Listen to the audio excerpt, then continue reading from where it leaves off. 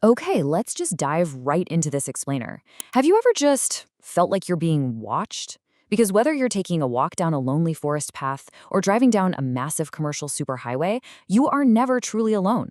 Today, we're unpacking two stories from our source material that might seem completely worlds apart: ancient folklore and cutting edge cybercrime. But as we'll see, they fundamentally share the exact same chilling DNA.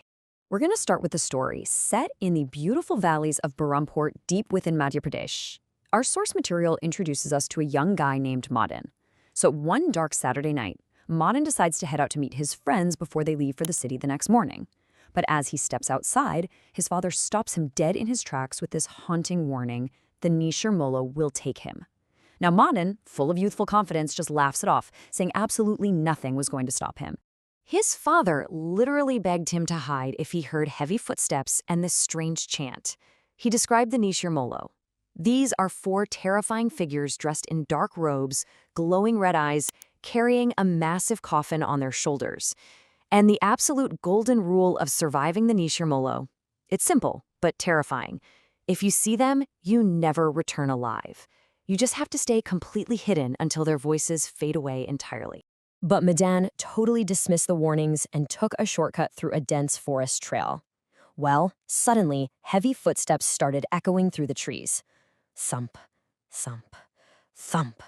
And then, echoing through the woods, came this terrifying chanted rhythm.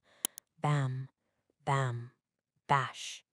Bam, bam, bash. Hiding in a patch of thick bushes, Madonna's struggling to control his breathing. The footsteps are getting closer and closer. Unable to resist, he actually peeked through the leaves with just one eye and saw exactly what his father had described. Four dark-robed figures staring straight ahead with glowing red eyes, carrying the coffin. So the chanting fades, and Madan thinks he's safe. He steps out of the bushes, only for the chanting to instantly return, but this time it's right behind him. He turns around to find those glowing red eyes literally inches from his face. Later that night, his father and another villager go searching for him, and they find Madan beneath an enormous banyan tree, completely motionless. The crazy part? There wasn't a single visible wound on his body. But his lifeless eyes held a terror so profound, it was totally clear that the sheer fright of the encounter had killed him. It was an unsolvable, invisible threat. Now, what's really interesting here is how this bridges our stories. The demons of the past hid in the forests, invisible until it was way too late. But the demons of today? Well, they hide in the code. We're shifting from the supernatural phantoms of the Nishir Molo to a very real, very modern threat: digital phantoms known as the Blackroot Network. They don't use magic, right?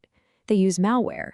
But the result, a sudden, invisible interception, is exactly the same. And this matters, because while you might never walk through a haunted forest, you interact with these digital networks every single day. Which brings us to part one, the high-tech cyber heist. Picture this. It's a rainy night in September 2021 at Mumbai's Navasheva port. The yellow port lights are reflecting off the wet ground, and security is unusually tight. The Central Industrial Security Force is on high alert, guarding what looks like a totally ordinary container.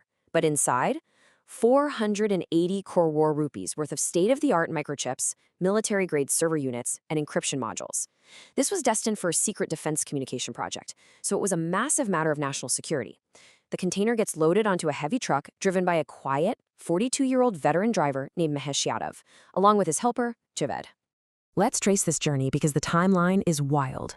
At 11:47 p.m., Mahesh slowly drives the truck out of the port. Just 35 minutes later, at 12:22 a.m., he hits a road repair sign with flashing red lights. Two guys in reflective jackets wave him off the Mumbai-Pune expressway and into this desolate industrial zone. 5 minutes after that, two black SUVs pin the truck down. Masked men hold Mahesh at gunpoint. And in a crazy, incredibly organized window of just 14 minutes, they completely swap the heavy container. By 4:20 a.m., the truck casually arrives at a secured warehouse near the Gujarat border, with its digital seals entirely intact. You're probably wondering, how on earth did they pull this off without raising a single alarm? Well, it was orchestrated by a guy named Aryan Malhotra. He's a former cybersecurity engineer turned criminal mastermind. Sitting on the roof of a 5-story building 2 kilometers away, Aryan executed step 1, injecting malware into the truck's GPS, which fed a fake location to the control room. Then came the physical trap, the fake diversion. Next was the absolute hardest part, using portable scanners to clone the container's digital lock seals in seconds. And finally, using a crane, they swapped the container with an identical decoy, the whole shebang without firing a single shot. So when that container was finally opened at 4:20 a.m., surrounded by security officials, you could imagine the room just fell dead silent. I mean, just hours before, it held 480 crore of military tech. But now, the officials were literally staring at boxes filled with scrap metal, rocks, and useless old computer parts. The real container was long gone. It became obvious real quick that this was no ordinary robbery. It was a highly planned, cyber-assisted heist. The forensics team made a chilling discovery. The truck's GPS hadn't been physically touched at all. It was remotely hijacked. And get this, over 300 highway CCTV cameras glitched for just a few seconds precisely when the truck passed by. Then, an IT employee from the importing company, Crore, vanished. And in a total fluke, a military beacon hidden in one of the stolen black cases was accidentally activated, which pinged a satellite and actually revealed the gang's location in a Mumbai warehouse. Flashing back to the night of the heist, Aryan was sitting there watching the blinking dots on his screen. His words were ice cold. Target moving. He was totally in control of a system he once used to protect, manipulating it for his new criminal syndicate, the Black Root Network. When his partner noted that the GPS signal was locked, Aryan just calmly replied, "Now they will see only what we want them to see." But this wasn't just some gang of keyboard warriors. The stakes suddenly got deadly.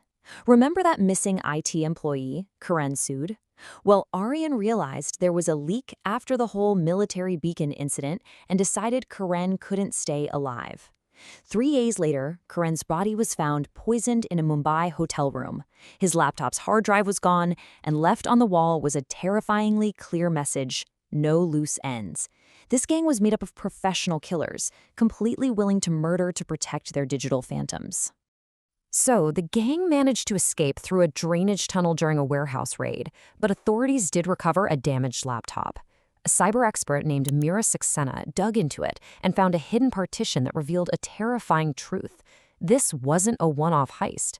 They uncovered target lists, mapping out routes and security protocols for Delhi, Hyderabad, Bengaluru, and Ahmedabad. A joint operation then raided an underground room in an old Bhopal factory, finding dozens of servers and screens tracking live cargo trucks all across India's logistics routes. Meera realized they were actively targeting the entire national supply network. Which takes us into Part 2, Systems of Vulnerability. In the burning remains of that Bhopal server room, Aryan had left behind an encrypted file with a single date and location: October 17th, Delhi. The stage was set for a massive showdown. On the night of October 17th, a heavily guarded defense electronics convoy was moving through Delhi Cant. We're talking snipers deployed, drones in the air, the works, led by an officer named Vikram Rathore.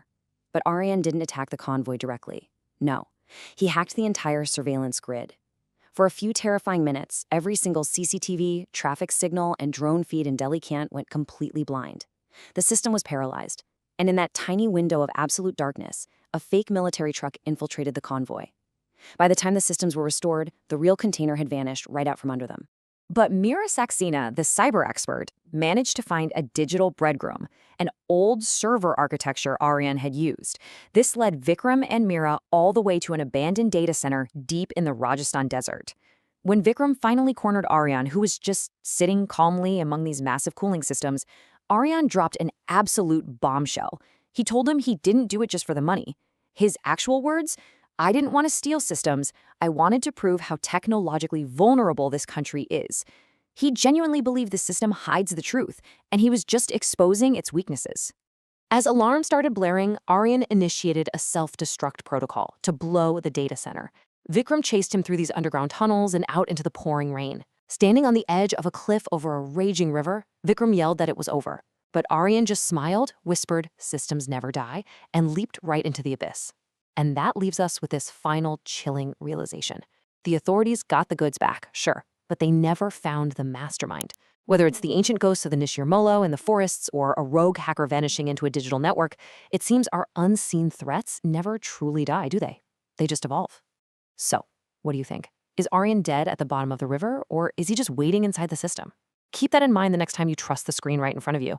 Thanks for hanging out with me for this explainer. Stay curious and stay safe.